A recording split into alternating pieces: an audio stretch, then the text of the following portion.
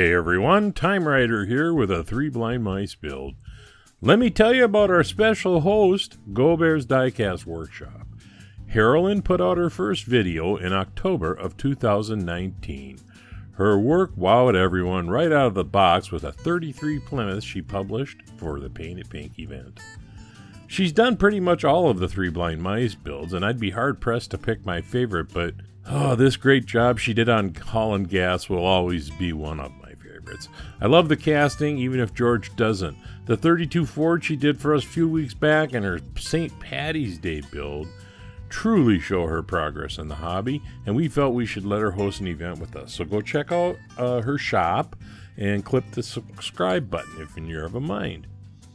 The build today is the Hot Wheels 1970 Chevy Monte Carlo. They called it a personal luxury vehicle, and it shared a platform with the Pontiac Grand Prix. If you owned one and people asked you what you drove, you simply said a Monte, and that was enough. The original base price was a shade over $3,000, but if you loaded it up, $5,000 was not out of the realm. Personal luxury, right?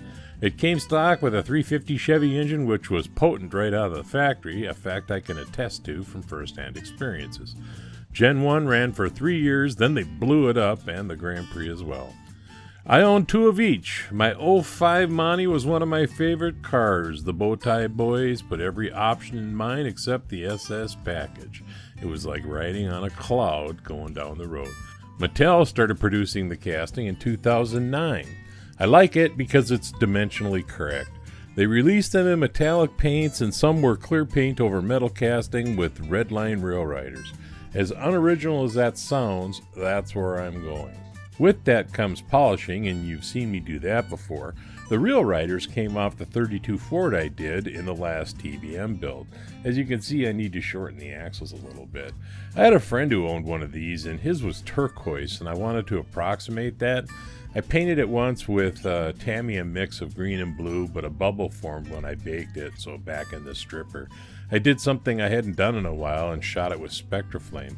I missed my hue. Those of you around back in the day probably remember the color I was looking for. It was much lighter, but I thought this turned out beautiful and decided to just go with it. Please be sure to check out what everyone else did with this build, and look for the recap tomorrow sometime, I'm told. This is Time Rider, and I'll leave the light on for you.